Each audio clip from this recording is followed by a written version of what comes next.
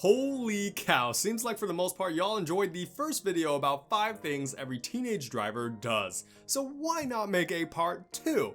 Except this time with some of your suggestions. Special thanks to Boxing Hype and John Smith for leaving this point down below in the last video.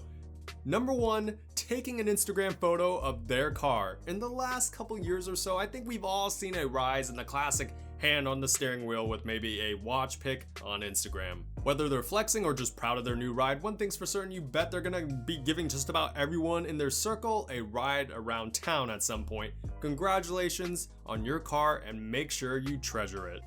Next up, we have Ethan's comment saying how every teenager thinks they can drift, aka number 2, attempting to stunt in his or her car. How could I forget this one? And back in the mid-2000s, Tokyo Drift and Midnight Club were the jam. Those movies and video games certainly had somewhat of an influence on the way how some teens acted. As you might expect, we had a ton of kids trying to power slide and drift their cars as soon as they got their hands on one.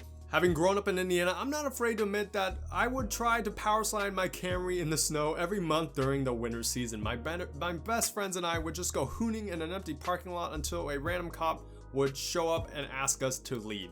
There was this one embarrassing moment, however, in the dead of winter when one of my uncoordinated friends tried to power slide his Chevy Caprice while in a swimming pool parking lot area, only to completely wipe out and mess up his front bumper running through a curb and a bushy area. At the time, we made sure he was alright, but we proceeded to laugh our asses off because he was the type of guy to always try to impress others and fail miserably.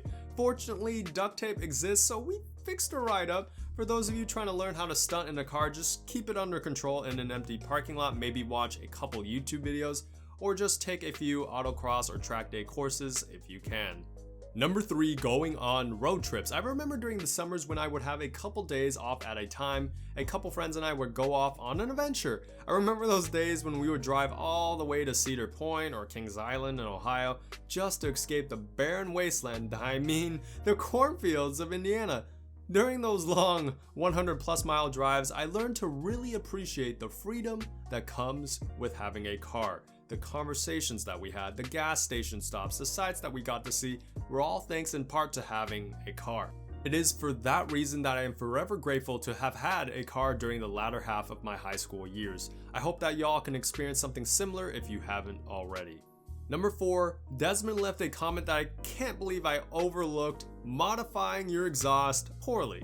As teenagers, you might not have the funds to necessarily afford one of those crazy expensive full exhaust systems, let alone even a nice aftermarket axleback or mid-pipe, but you want to have your car to be louder because loud is good and loud equals faster. Am I right, fellas?